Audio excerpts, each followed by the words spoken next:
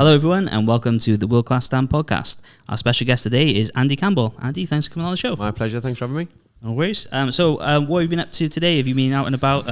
It's actually not too bad weather in Middlesbrough today. We've caught it on a good day. I think you have caught us on a good day now. My daughter's been playing football, so it's probably my favourite pastime now. Brilliant. Watching her play. Oh, great. We're going to kick off with, are you familiar with blind rankings? So No, I'm sure it will be. I'm going to read out 10 best players to play in the North East, and you put them in the order in which you think they may finish. But you don't know who's coming next, so might have to make allowances. Right, okay. Some random players, yeah. Go on in. We're going to start off Peter Beardsley. Good player. I'll go middle of the road. I'll go 5. Okay. And then we got Niall Quinn. Oh, Quinn. Sunderland legend. He can't be above Peter though, so I'll go 6. Okay. Chris Waddle. Technically brilliant. I'll go 3. Okay. Janino. Oh. I'm going to have to go 1. Janino, Okay. 1? Yeah. Yep. Kevin Phillips. Brilliant goal scorer. I'm going to go 7. Okay. Gareth Southgate. Love Gareth as a person, love him as a player, and a manager. But he's going to hold the list up at 10. Alan Shearer. I'm hoping a certain person doesn't come in, but I'm going to go 2 behind Janino. Ravanelli. Can't remember what numbers I've done. I've done 6. There's 4, 8 and 9 left. 4, 8, and 9. I've got to go 4 then. David Ginola. Killing me here, aren't you? I'll go 8, and I'm hoping Gaza doesn't come out now. And the last one is Gaza. He would be up there, but unfortunately he's got to just fill in the gap. Okay, number 9. If you could switch any around then, if we give you one switch. Do you know, I was a big Ginola fan. Big Gaza fan, do you know, but like playing with him and things. But like Ginola was just one of those. I'd probably swap Ginola with probably Waddle, to be fair, because I think in recent history, you know, that football has notoriously got better. He was just a player who just glide past his players and he made things happen. Every time we played against him and seen him play for Spurs or Newcastle, he was magical. You know what I mean? Gaza had that history about him and with him being an England player. But no, for me, I'm happy with me 1 and I'm happy with me 2. Yeah, it's a great list. I'll take that. Yeah. There's been some players up this end, hasn't it? Do you know what? We've been very fortunate. We're inundated with really good sides. You know, I think the Premier League will be a much better place when all 3 of them are in it. Yeah, I believe. Don't know when that will happen because one might get out this year, but I don't think both will. And the players what I played in you've named some of them, and you probably haven't named some of the even better ones. We've been really lucky that we've had those kind of players to grace the area, and players who've come through. Yeah. You know, we've gone to other teams who haven't played in the North East. We've been really, really lucky. Yeah, well, I didn't put on there actually. He was Mendieta. He was a brilliant player, wasn't he? Yeah, no, listen, and I think the time that those guys played, you know what I mean, Gareth took us to a European Cup final, won us our first piece of silverware. So as a captain, he's played a huge part in the history. You know that, and I know we'll dig deep on certain things in my career, and you know what I mean, the manager who helped us along that way. I'm not his biggest fan. He's not a big Andy Campbell fan, but he's played a huge part in the history of the club, and I'll never forget that being a Middlesbrough fan. You know, so I think those kind of players who've done real good things deserve the credit what they've got. Yeah. I mean, there was a time where Middlesbrough were throwing a bit of cash around when they bringing in players. Too much. Yeah, is that late 90s around maybe? Yeah. I came through 96, maybe they be 96, and Rav signed about 98, and the rumours what he was on was. He's talking money what's available now, you know, and to us to try and bring those kind of players in was huge. And money talks, you know. Why would you leave a team who's just won the Champions League and come to the area which he was coming into? You know, this area's got better. You know, it's got a really bad reputation, but he's come for the money, he's come for the football, and it didn't work out really in terms of how they wanted it to work. But he did well. He scored that many goals in the Premier League. He made his own name. Early 30s was he when he came around? Yeah, silver hair. When he scored the winning goal in the Champions League or the European Cup, whatever it was called back then, when he scored on the Wednesday and he signed for us on the Saturday, and it was ridiculous, you know. So for him to do what he'd done for Juve against Marseille, and then we seen him in the training ground during pre-season, and it was just one of those surreal moments where you think, no, that's not him. And it was, and the rest is history, you know. Actually quite leads into the next couple of questions nicely, because we're talking about the current game, and you mentioned about getting the North East clubs back into the Premier League potentially. So obviously ex-Middlesbrough player. So they started off the season pretty well. What are your expectations for Middlesbrough, and how do you feel they're going to perform this season? Minimum requirement is getting in the playoffs. Has to be this year. I think Michael got him in the playoffs a couple of years ago, and we underachieved. You know, I mean, in the Coventry games, we were poor in both. Had a real poor end of the season, which accumulated in failure. I think last season it was a season where they needed to regroup and get together and find their philosophy and find the way that they needed to do it. Didn't work out the way they wanted to. I think not knowing you're not in the playoffs with about 10 games to go can be like a sink or swim moment. And I think they regrouped, they recruited really well, and I think they've shown this year that they've got a good side, good squad. And they've got to do it this year. They have to get in the playoffs. Yeah, decent start so far, isn't it? It's at 7th place. Yeah, got a good win the other night actually. Against West Brom. Beat Stoke on Saturday 1-0.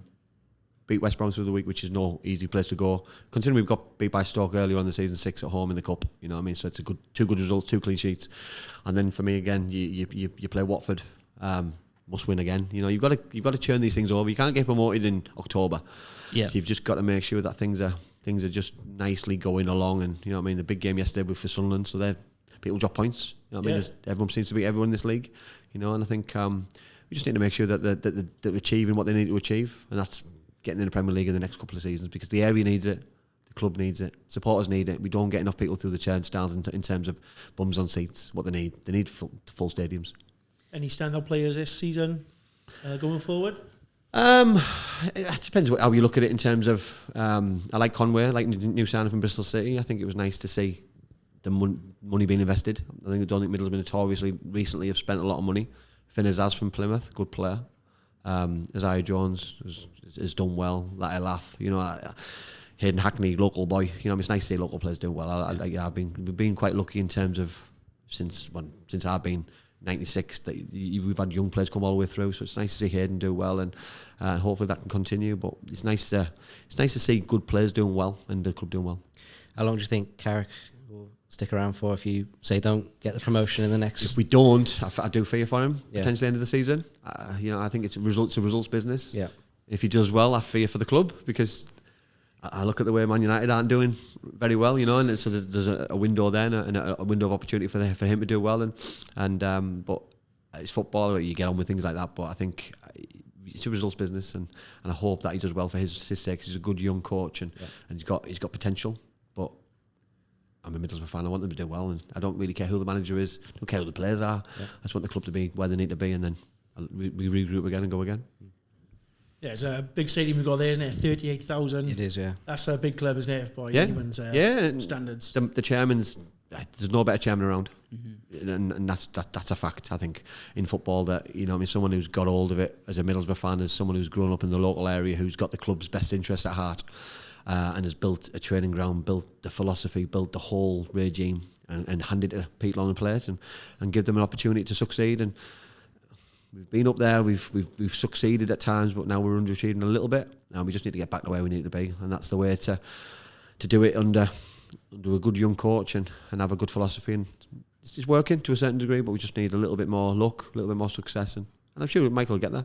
What's the style of play at the moment? Obviously, we see highlights on the TV. You can't watch every single game. Yeah. But is it good free flowing football? Or listen, he keeps the ball. He plays out from the back. It's pleasing on the eye.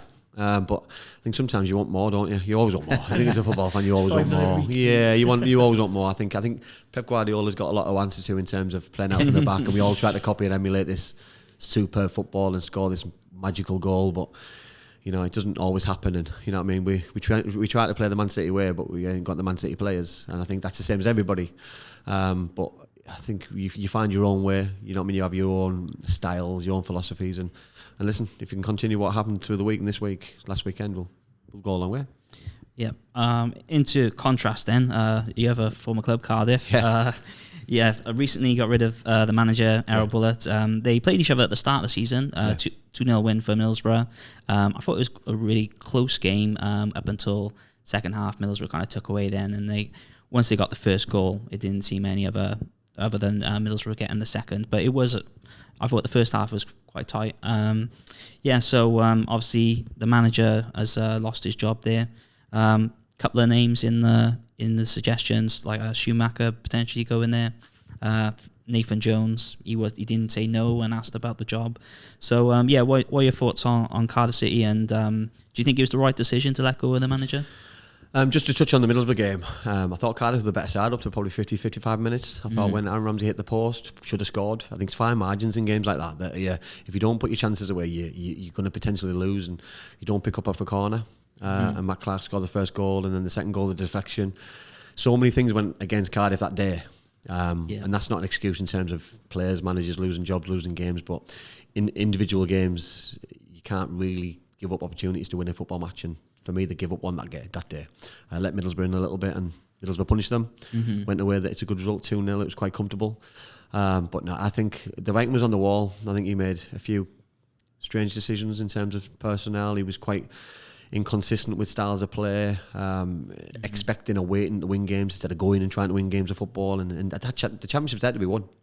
You know what I mean? I think recruitment-wise in the summer, I thought he did okay. I was excited with some of the signings, but didn't materialise in terms of the way that he wanted it to happen. Moving forward, they need to get a manager in quickly. I think the longer you leave it, the more excuse it gives football clubs in terms of losing games. I think if you know you've got a chance in losing a manager or letting a manager go, you've got to have that idea in place in terms of who's going to take his place, because the nature of the beast is there's always a manager available, always a manager losing his job, so you can earmark that person or personnel to go and walk into a club. And I'd like it done sooner rather than later, because the games are just churning over all of the time, and by the time you lose a week, lose 2 games, lose 4 games, and you know what I mean, luckily enough we got a good result in midweek. That'll take the pressure off the players a little bit. It'll give the fans a little bit more hope that they're going to get out of it. But the Championship is a beast of its own. Nobody feels sorry for anybody, and no club's big enough to go down. And that's my worry, is if they don't get the right person in and the right style of football is not implemented, because we all want to be excited, we all want to watch a good style of football, we all want to win games. But if the manager's given a remit of bring the right players in January, then you wait until Christmas to see a change. You know, he's got to work with what he's got. So it needs to be the right person who can get the best and get a tune out of these players. Nathan Jones for me would be my ideal choice, if I'm honest. I think he does tick all the boxes. He's got a good history. He's passionate. He ticks all the boxes for me, and I think that would be a right choice. But then Schumacher's a good young coach who's got a lot of success at a lower league club until he got to a certain level. So as long as somebody fresh with new ideas can come in, I think British is key. British is key. I think for Cardiff, British is key. Welsh would be amazing, but, but British is key, I think. I think if Nathan Jones was maybe not currently in Charlton and he was a free agent, I think it'd be more likely. I don't think, from what I've seen from Vincent Tan, it doesn't seem, talk about contrasting owners' minds between Middlesbrough and Cardiff, but from what I've seen from him, he doesn't really want to pay for managers. He'd rather pick up someone who's currently out of work. But it doesn't necessarily guarantee you're going to get success by buying out another manager. But that's the business model, isn't it? The business model doesn't work. You know what I mean? Unfortunately, you know, I think the chairman's upset a lot of people since his reign at the club. You know, he's upset players, fans, owners, etc. Other managers. You know, I think it's such a shame, because the club's got so much potential, and you know, when that club eventually is in the Premier League and is implemented and secure in the Premier League, like a Crystal Palace, like a side like that, then the club will fly, because the attendances will be huge, the expectations will be bigger, players will be better. You know what I mean? There'll be such a buzz around the city. It needs Premier League football. Like I say, this needs Premier League football. Cardiff deserves Premier League football. But no one's given the divine right to get in there. You've got to earn it. The only way to earn it is by doing it right, making the right business choices, making the right football choices, and getting the right people in charge. You know, if Craig Bellamy was still available, Craig would have been Cardiff manager, 1,000,000%. But you know what I mean, sometimes you miss that window of opportunity, and they've missed it now because he's got the Wales job. There has been some calls from some fans to do a dual role, but I can't see that happening. I don't think it works. I think you're either in or you're out, and you know, to do a big job like that. And listen, Paige is a good friend of mine, and I know the toll it took on Rob towards the end, and what you can't do, you can't fail in 2 roles. You know what I mean? Trying to juggle and balance the two. You know what I mean? So I'd like him to just be all in, and if it doesn't work, then the door's never shut. You know what I mean? Where you could burn your bridges in both camps, and it could be a huge you've got to have disaster. a full-time manager there running the club. I mean, it was a big. Yeah. She had a big task to get out the Championship. Yeah. I think Cardiff had the worst start in 93 years. We were talking all this on the way up. Yeah. Which is not great, but there's a glimmer of hope there. I think they've got a good striker, Callum Robinson. He's got 2 good goals this season, and you can tell he's a good finisher. So we're hoping at least they can claw their way back on the table. Well, Callum's excellent. Callum's got a good history in the Championship. He's at West Brom. I thought he was superb. I'm surprised he was allowed to leave. Certain clubs, but that's Cardiff's game. Cardiff need to get players in and around him. There's no point having a good centre forward in the team if you don't give him ammunition and give him support and put balls where he needs. He's not a player who thrives on crosses. He needs balls into channels. He needs balls into feet in good areas. He needs balls into areas where he'll be a danger. He's not a target man. He doesn't got the stature in terms of what he wants, but he's got his strengths, and his strengths are running in behind, taking people on, being direct, getting shots away. If you've got those kind of players, you need to give him what he wants, and if you want the best tune out of Aaron Ramsey, you need the ball to feet and balls in good areas, and playing a direct style of football doesn't always work. And when we've been down last year to watch the Leicester game in particular, the Leicester model, blew us away in terms of passing and moving, and it was like men against boys. And even the Middlesbrough game, that you can't change your philosophy in terms of game. If it's not broke, don't fix it. And I think sometimes the managers seem to panic and do strange subs at different times and not play at the strengths of certain players. And unfortunately, in the end, it's come back to bite him on the backside a little bit. And unfortunately, that's just the nature of the beast. Yeah, definitely. And if you get it all right, you still need rub the green, don't you? Yeah, you need luck. Listen, you're not going to win every game. You know what I mean? There's Cardiff could go and win the next 10 games, and everyone gets really super excited and think they're going to win the playoffs. Lose the next 10, and then they lose the next 10 after that. The Championship is the worst and the best league in my opinion. It's the best one because it's where it all happens. It's the worst one because you need to get out of it, and the holy grail is the Premier League money. And the best way to get out of it is playoff final. You know what I mean? And you know what I mean? And Cardiff have got a rich history in doing that. And high risk my worst scenario would be Middlesbrough against Cardiff in anywhere kind of shape or form in the playoffs. But if somebody offered me it now, it at least would show progression of the both football clubs, because that's where both clubs need to be in around that top end, because there's some massive clubs in this league. You know what I mean? I talked about the 2 last night. You know what I mean? Both of them could fail. They failed in the last 10 years. So, you know what I mean? If they're failing, then what helps for the rest of us, it's just criminal, really. Like you said, any big club can fall out. Birmingham, they've gone down, haven't they? Yeah. Looks like they're going to bounce straight back, Mike. Yeah, but no club's big enough. No club's too big to go down. And I think that's got to be the message, you know what I mean? That when these decisions are made to get rid of managers, they're not made overnight or lightheartedly, you know what I mean? They're made for the right reasons for the football club, because you leave that to Christmas, it could be too late, you know what I mean? Because it's just, the games have run out. Manager's going to have a chance to come in, look at the players, see if they're good enough, see if they fit his philosophy in his plan. If they don't, then January comes and he can potentially spend some money, hopefully, or bring in a couple of free transfers or some free agents and try and get what he wants to have a successful season. Yeah. So you mentioned the Premier League. Do you just follow the Premier League at all? Are there any clubs in there you keep an eye on? I generally watch it all. I don't. There's any level I watch. You know what I mean? It's a little bit probably one-sided in terms of not one team one-sided, but it's split into groups, isn't it? You've got the top end of the Man Cities, the Arsenals, the Liverpools, and then you've got the middle group, which is probably Man United's, probably Spurs. I'll put in that category, and then you've got the bottom end, and it's a shame, but it's categorised in that levels because of the money that they're generating, the money that they can spend, the money that they're earning, and if you can just hang in there and get in that middle group for the next 5-10 years, you can be made forever, and then you can start to instill to see, can you go into the top end like Villa are trying to do, you know what I mean, and get a Champions League place and instill a little bit more success. But overnight, it's about staying in it. What do you see as the gap between Championship, Premier League? Huge. Yeah. Huge. Anything Look, specifically that just... I think it's probably just consistency, Right. I think when Forest went up 2 years ago in the playoff final, they brought in 30 new players. You know what I mean? And trying to instill that squad into that beast is inevitably going to fail. Ipswich have tried the same. Leicester have tried the same. You know what I mean? Leicester walked away with the league. Burnley walked away with the league the year before. And every team who's walked away with the league struggles because they think the players are good enough. They're not good enough, but that's not a slant on them. They're good enough in that division, but not in that one. And trying to find the right formula is just, if everybody knew, it would be an an amazing challenge, wouldn't it? But that's the joy of it, you know. I think players deserve a chance, but giving them a full season is probably not the right thing to do, because you get relegated and then trying to go back up. Will Burnley do it again?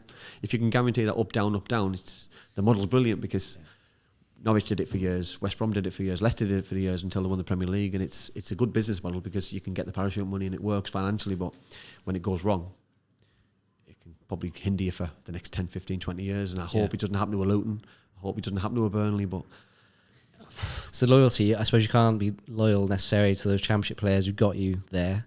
You want to be, I guess, as a manager, as a club, but at the end of the day, you've got to spend a bit of cash. For me personally, I always find Championship clubs don't nail that goal scorer in the Premier League, and scoring goals obviously wins you games, doesn't it? So I think you need 20. I think you need that's that magic number, isn't it? You know what I mean? If you can get 20 goals, if you can get that 32 points, you know what I mean? If you can get there quick, you can enjoy the rest of the season and start planning moving forward. And those teams who've gone up have brought in that big name player, you know. And Cardiff did it, didn't they? They tried to get it right, bringing Salah in, and you know what I mean? This probably sums up the way that Cardiff's luck was towards that time, you know, and it's such a shame what eventually happened. But teams try to do it right and try to have that model, but other teams just try and stick by what's worked in the past, and it's a big ask. The difference in defending, the difference in quality, the difference in teams attacking you, you know what I mean? It's another level with those teams. Cities, Liverpool's, Arsenal, Spurs, West Ham, you know what I mean? But the level of support which comes with it, the size of the clubs, is just dramatic. Yeah. Mm-hmm. Who do you think will win? Well, both leagues. Who do you think is going to go up in the Championship, playoffs, and Premier League?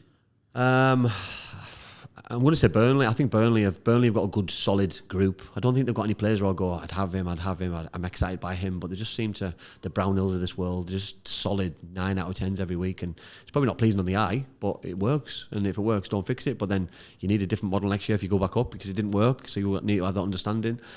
Playoffs, if I'm not going to pick one of my two, I fancy Sunderland, to be fair. I hate to say it, my old man will probably kill us, but I think it's their time, and I don't know why. I think they've got rid of managers, they've got rid of a couple of players, they've lost the best player in the Championship in Jack Clark, and then they get better players in somehow. I don't know how they keep recruiting, but they've obviously got a good system. They started well last season, didn't they? Yeah, they do, but they fall off, and I think if we can drag it out, they've lasted a little bit longer now. You know what I mean? Yesterday, poor result yesterday. Well, not playing against a good side, but you've got to sometimes take things on the chin and go again and regroup, and just, you're not going to win every game in this league. It's an impossibility.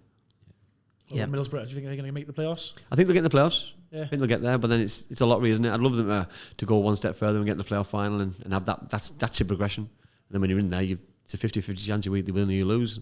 If you get there, it's brilliant, but you've got to invest again. You know, will the chairman invest the kind of cash that he did last time? I'm not sure, because I don't know the finance position the club's in, but he has to. Unfortunately, that's just, you know, I mean, you've got to speculate, you accumulate now. You can't just accept what you've got, because will the players be good enough? Will Elath score 25 goals in the Premier League? He scored 2 already this season in so many games. It's not a good return, you know, so it's a difficult one, really. Is there a sweet spot to the amount of new signings you bring in? Because obviously you want to be somewhat loyal to the core group that got you promoted. Do you think there's maybe 7 or 8 players to add to the existing squad, or do you think it's just it all depends on what the team you have going up? Yeah, I think it depends what kind of quality you have. I think everyone's got to look at the spine of the team. You know what I mean? I think the level of goalkeeper in the Championship is not as high as the Premier League. I think the centre halves, you're playing against the Haalands, you're playing against the Salahs, you're playing against good centre forwards. So you need a good spine of the team. Centre forwards essential. Someone to create chances for midfield essential. I think centre half, goalkeeper. So I think definitely the 4, and then players who can make a difference from the bench as well. I think it's really important. You know, I think squad players, because you've got more subs, you've got different options, and I think it's nice to see players being given opportunities. You know, I think over the years, probably people haven't been given opportunities, but I think with these big squads and this 25-man squad that teams have, I think it's essential that they utilise and given opportunities. But if you're not in that as a footballer, how do you accept it? How are you a footballer if you're not allowed to play football? It's just it's just a madness scenario. Yeah. But I don't know, as a player, I don't think I would have been able to handle it, because you're just stuck doing nothing, not really earning. You can't really. Yeah. Well, the Premier League, do you see Arsenal doing it this year, or do you think City's so going to... Steve's an Arsenal fan. That's why you mentioned Arsenal. I'm not asking you to say Arsenal just because I just can't see past Man City. I thought Liverpool might have challenged again, new manager, fresh ideas, but then they go and mess up against Nottingham Forest, and they're just consistent. They just seem to go to another level all the time. You know, they lose Rodri, they go and bring in Gundogan. You know what I mean? It doesn't seem really fair that they can just swap player for player. They seem to have good young players coming through. Haaland's just a freak of nature in terms of goal scoring. I figure for them if they lose him. Yeah. I know they lost him for certain levels the last year. I think if they stay in the Champions League, it could hinder them. But no, I think that if they can, Pep seems to get it right. He doesn't seem to ever get flustered in terms of when he needs to. He handles pressure really well. I think that's key. Yeah. And Arteta just doesn't seem to handle the pressure as much as he has in previous years in crucial times. But it'll happen one year. I just don't know when. I think Arsenal got such a good defence this year. I mean, back in the last year they played amazing together as well.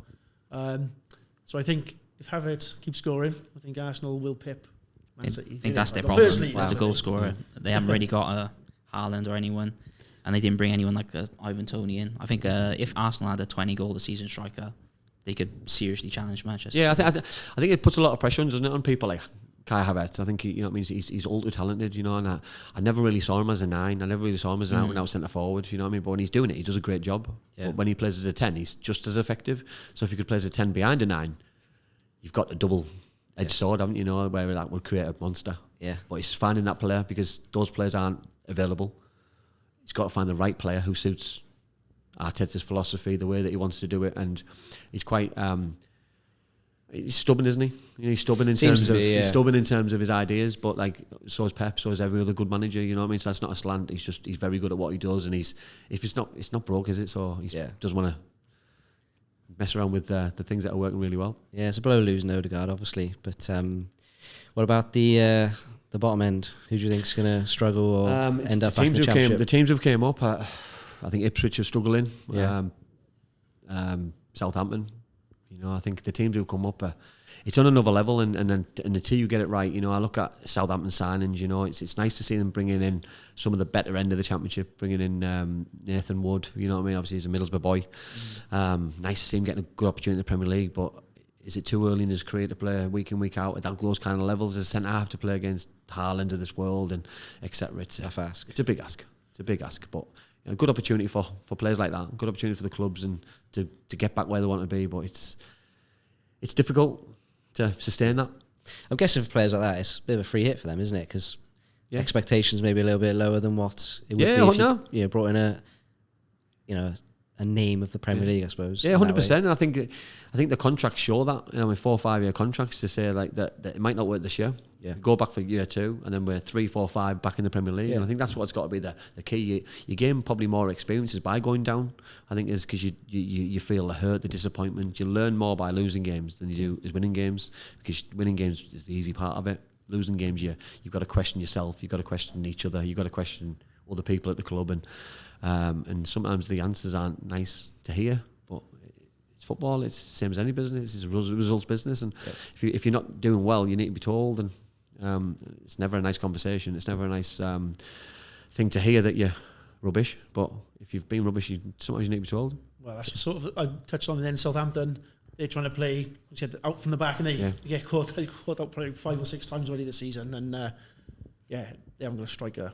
Yeah, well, Russell's philosophy is playing off of the back. It's the Swansea way. He's learnt at MK Dons. He went to Swansea. He carried on that philosophy in terms of we'll play out from the back. We'll be the best team in terms of playing football, which they have been, you know. But the results don't match the football, you know. And I think trying to play out that way in the Premier League it doesn't work. Unless you've got the top players, Man City, and you comfortable. The goalkeeper's comfortable.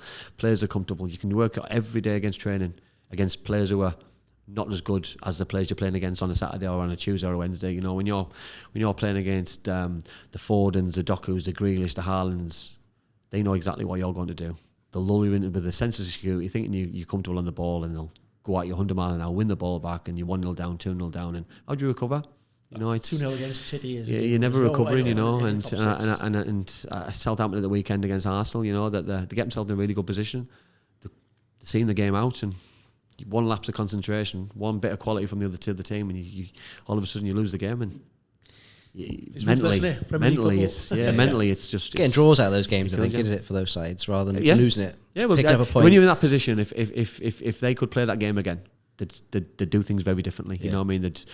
You don't need to go and attack, kick the ball out of play. You know what I mean? You've got to see the game out. You know what I mean? It's that point could be the difference between relegation and non-relegation at the end of the season. It's not about finishing 10th, 11th, 12th. It's about getting that magic number of points. If that's 38 this year, if that's 32 this year, it doesn't matter as long as they get it. But if that's the difference, they'll regret those kind of moments. Yeah. So, how do you follow your football today? Do you do much punditry, or do you go down to watch Middlesbrough play a lot? I know you get invited down to Cardiff a few times a season, but how much of today's football do you get to watch either on the TV or live? Yeah, just as much as I can. Like we watch it on TV, if we go down to games live, if catch up with results, always scanning social media, making sure that I'm always aware of what's going on. I think it's important that you keep your eye in. I think it's for clubs and for players, it keeps you thinking, doesn't it? I think I've had that much of a life in football that you can't just switch off. I didn't leave football and hate it. I didn't fall out of love with it. Mm-hmm.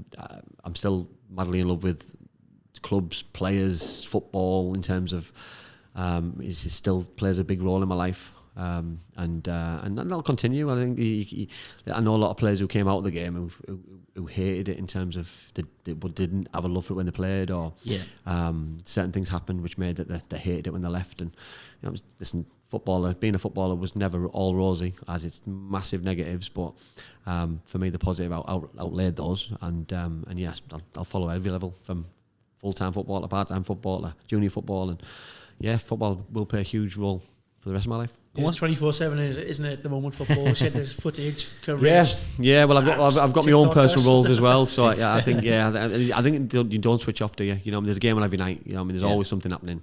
There's always a discussion. If there's not a discussion, there's something else to discuss. Something like drama or something within football. So it is constant, 24/7, 365 days a year. It's mad. Yeah. No. Any particular pundits that you follow, or? I don't dislike any. You know what I mean? Roy Keane's always a favourite of his ultra honest. I think sometimes you always think, don't you, that it's staged in terms of how negative certain channels can be in terms of arguments and things. You know what I mean? Him, Jamie, and Gary always have an argument about something. Normally Man United related, but it's only because they care. You know, I think sometimes that you switch off in terms of that it's always the same conversation, always the same club. But I think that they're honest about every club. You know, I think honesty is the best policy. You know, I think you've got to be honest in football, because people can see what they see. Your eyes don't lie to you in football. I think if you can see something happening and you see a pundit or hear a pundit tell you something different, you know it's utter rubbish. Yeah.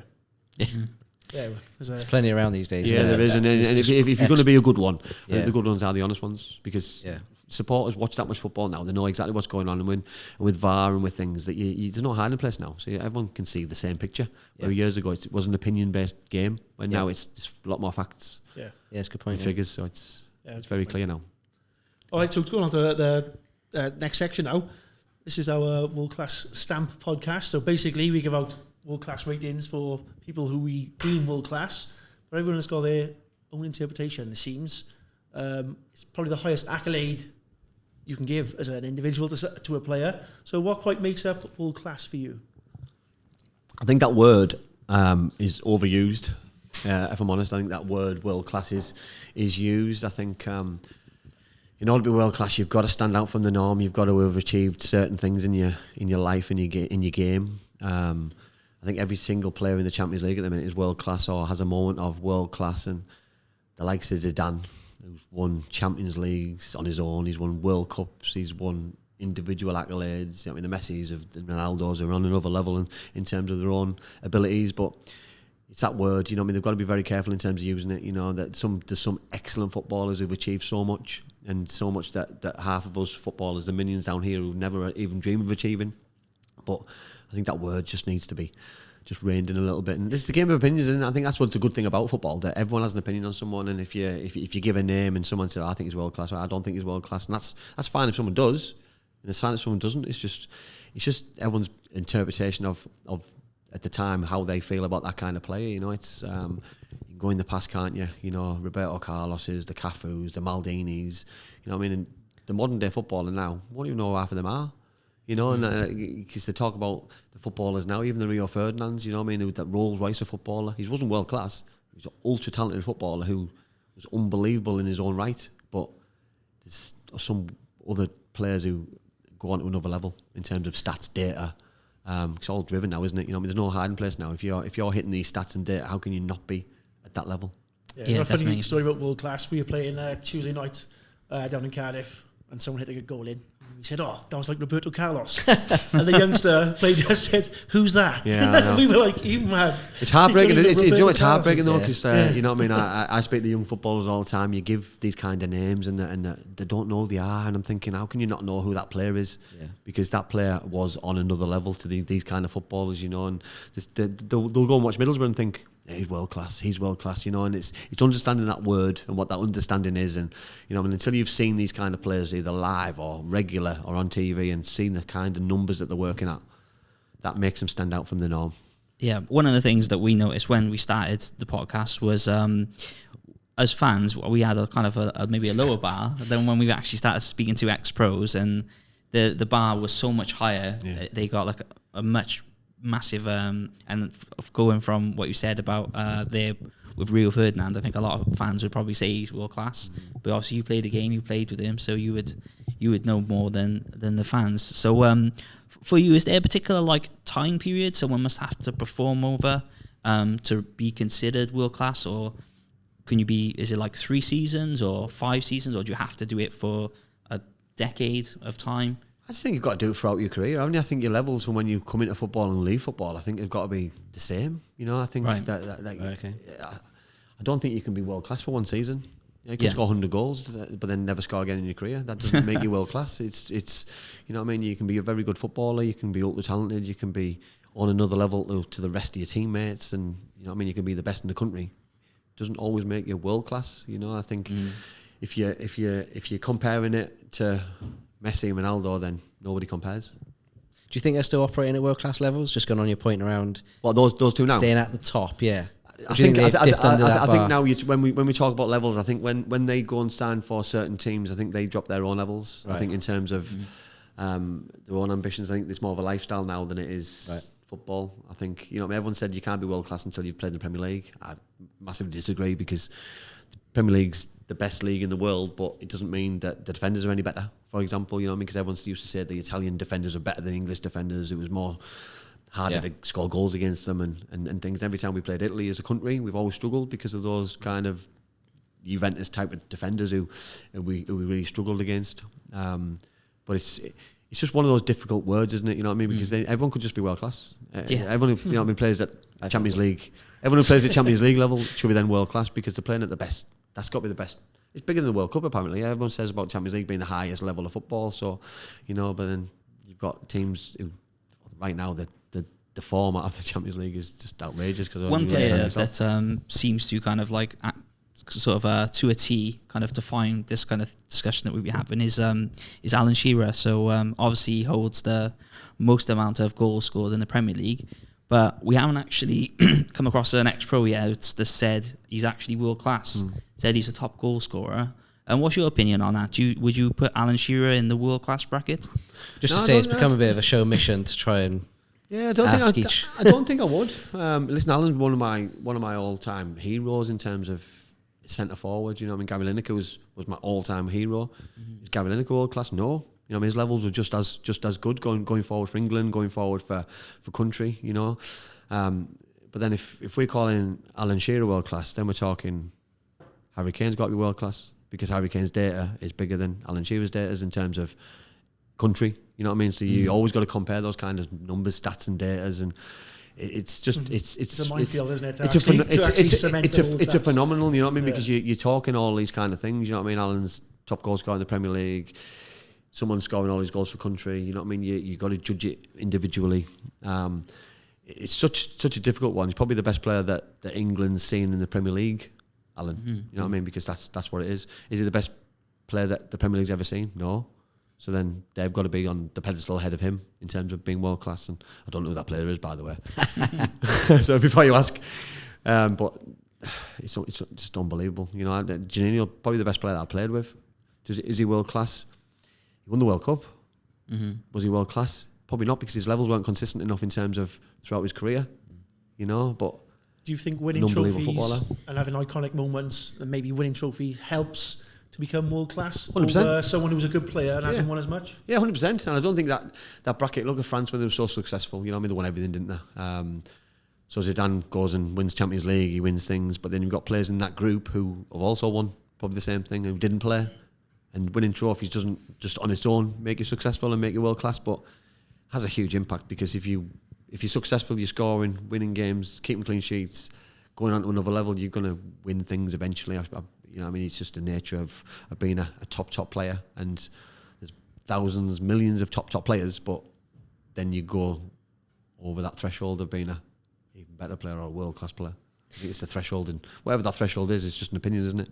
Because no one in the right mind is allowed to say 100% he's a world class player and 100% he's not a world class player, because we've all got a different opinion on who's the best player at Arsenal, who's the best player at Cardiff, who's the best player at Middlesbrough. You know, because it just doesn't happen. So if you were to throw a name out there who 100% for you, how you would define it, is world class, who would that be? Just to get a feel for where your bar is, really. Apart from obviously the two obvious ones, I would say Ronaldo, Messi, I assume. Messi and Ronaldo. Just obviously take them throughout the occasion. I would say somebody like Ibrahimovic. You know what I mean? For me, he's world class. You know what I mean? Because he's done it in various countries. He's done it for his country. He's done it at every level. He's been ultra successful all the way through, and he seems arrogant enough to be able to carry it through in the best possible way. He's just he's a phenomenon in terms of he's never failed. What about?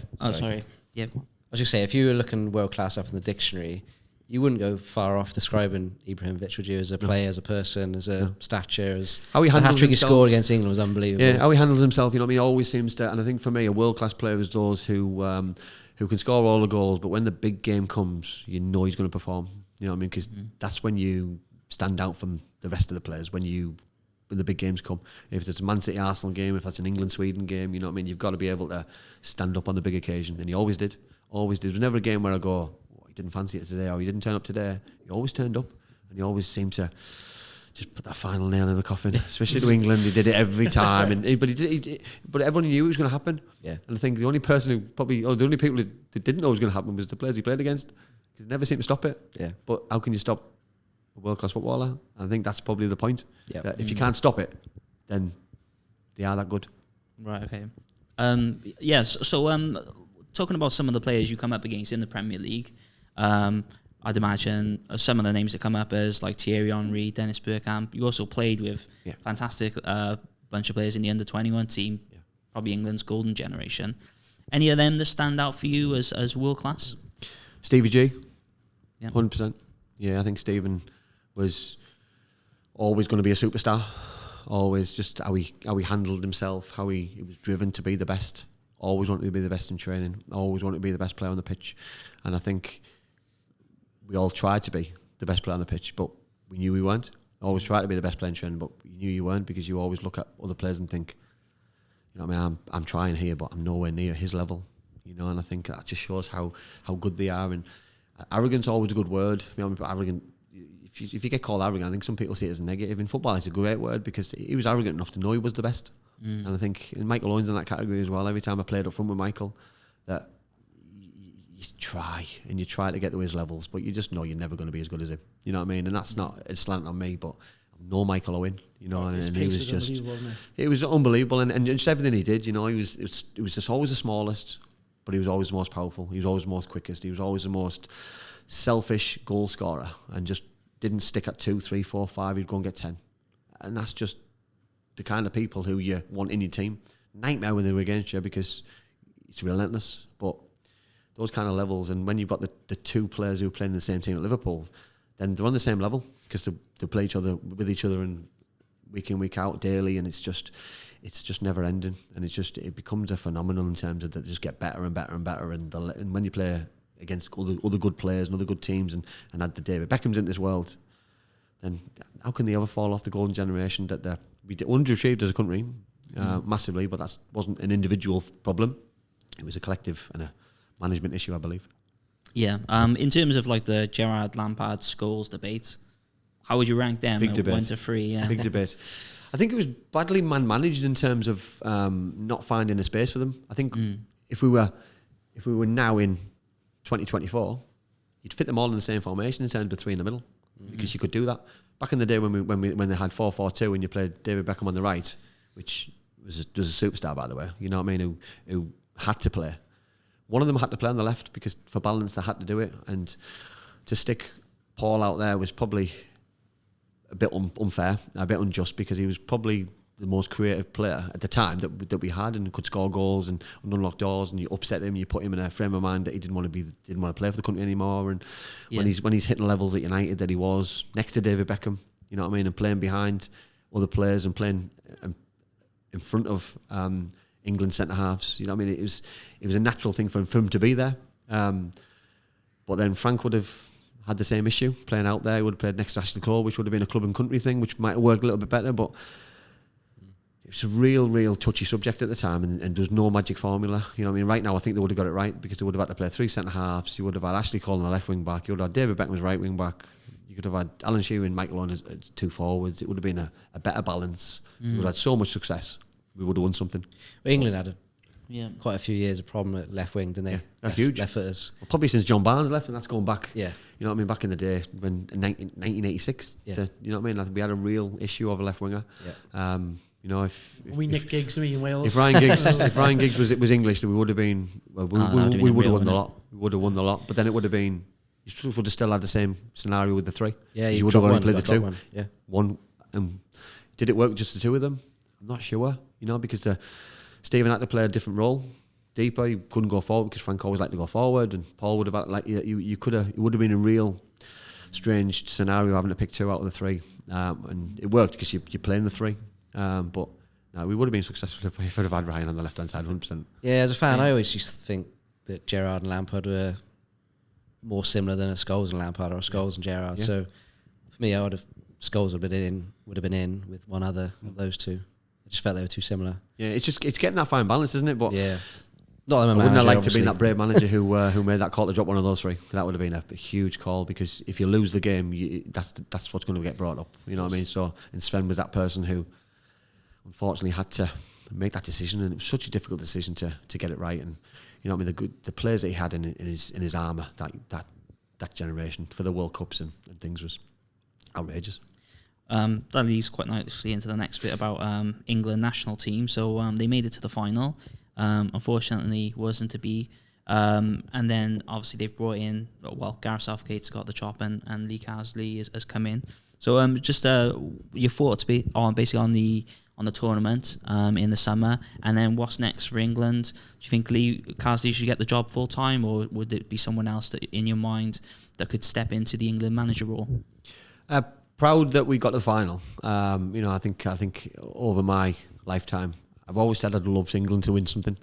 I thought this was the best chance that I think I'll have for probably 20 years.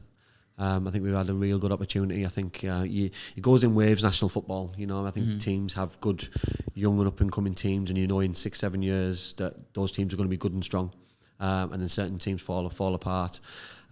This was a real opportunity to be successful, and we were. It wasn't always pleasing on the eye. It wasn't attractive to watch, but it got results, and results driven. And if we'd have won the tournament with playing that brand of football, I don't care. Yeah. You know, it's about winning the tournament. Nobody ever looks back at a team who's won the World Cup or the Euros and has played poor football. It's about picking that trophy and seeing that photo and seeing the aftermath of the euphoria, what happens. And it was so disappointing that the way it ended after equalising, and the way that we got the final with Watkins scoring the late goal and things. But and Bellingham as well, wasn't he? He had a terrific tournament, even though he was quiet in probably the middle part of it. But then he started brilliant and ended brilliant. You know what I mean? So it was really good to see young players, and I just hope that we can stay together and get the right manager. I don't think Lee's the answer, in my opinion. You know what I mean? I know Lee is a terrific coach by all accounts. He's seen all these good young players come up to the full squad, so he's worked with them all. So it's an organic call to bring him in. I don't know the answer to who's the best person to come in. I love Jurgen Klopp to take over. I just love that. Just something different, you know. I know they've gone down the British model now, and they're going down a different route, and they've probably moved away from the Capellos and the Svens and all the foreigners who've been in there. I like that kind of era. I like the big name, and I think Jurgen probably would give that excitement to an England fan again, and the passion. I think Gareth's a lovely man, lovely, great footballer, teammate of mine. I do love a mad manager on the touchline being passionate, and if that's your country, then I think the supporters can relate to it because you care as a fan. And I think sometimes when you see a Jose Mourinho or a Jurgen Klopp run down the touchline when you've just scored in the semi-final, I think that'd be amazing to watch. But I don't think that'll ever happen. I don't know if they'll keep him in because it's easy. Yeah.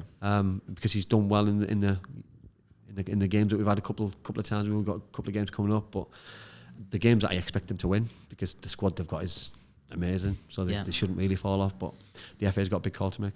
He's FA bred, isn't he? Yeah. Carsley. So yeah, Southgate came obviously. I think that's what the model. They went down the Gareth model, and the league model was the one underneath, and he's just following that mould. Yeah. And if that's what they do, I'll still support it because I'm a proud Englishman, and that's what you do. You support what you're given. Yeah. Speaking of being a proud Englishman, Lee Carsley's refusal to sing the national anthem. Where do you stand on that? Do you think there should be a bit of like unity in singing the anthem, or does it not really matter because as long as you're part of the team, you're part of the dressing room, you're preparing? Where do you stand on the kind of the anthem kind of debates? I know that was. Well, I'm old school. I think you should have to sing it. I think you should sing it. I think as you should be proud to be what you are.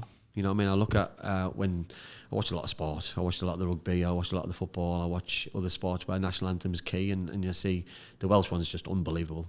Unbelievable. When I've been to watch games at the Millennium Stadium, football and rugby. If you'd be a liar to say that your hairs don't stand up on the back of your neck, absolute liar, because that's just not true. It's unbelievable what you hear. Scotland does the same, Ireland does the same.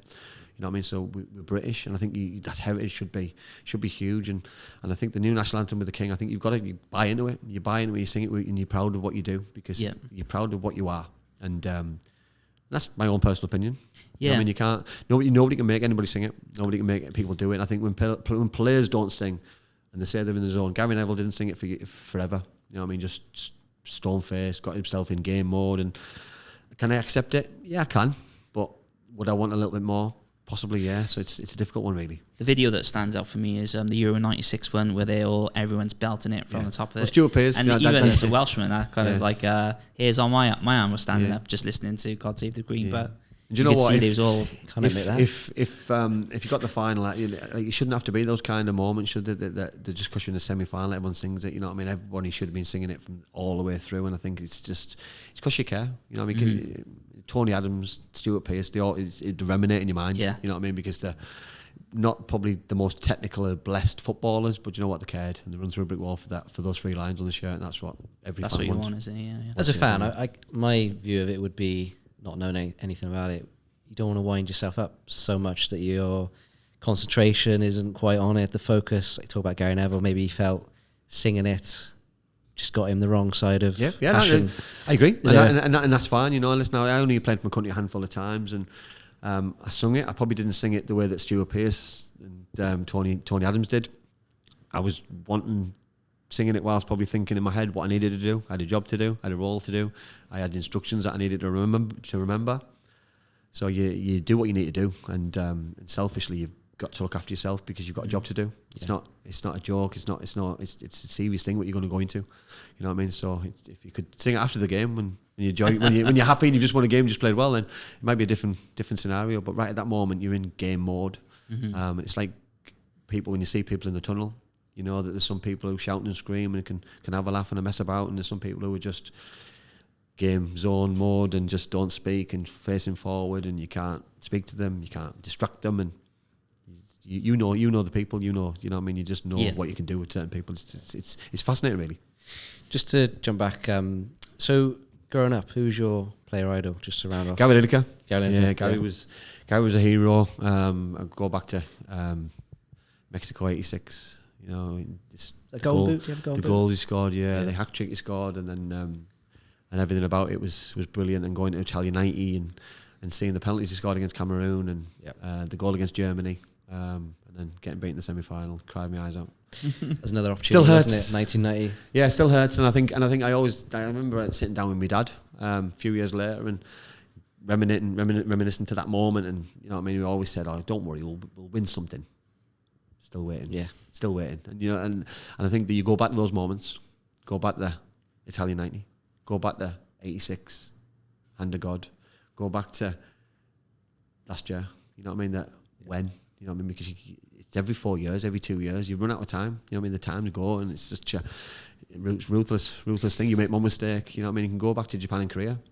You know what I mean? That David Seaman lets the goal in over his head from Ronaldinho free kick. That it's all these moments that you think what could have been different if that just didn't happen. Or David Beckham and the Argentina thing and missing penalties. David Batty missing all these things. I know. I remember them all. I'm a big England fan, and it's just Do you think Ronaldinho meant that goal, Seaman? I hope he did, because it didn't make me feel very good after that game. At the time, I thought he didn't. And that after his career progressed, he was super young, wasn't he? He did. Looking back, I think, he did a lot of those things. And at the time, I thought, like, there's no one in the world that he meant that. But then I've seen him do things like that previously, like since. So he's a very good, very talented footballer. And Seaman did get beat like that a couple of times in his career. So arguably, he maybe tactically did do that.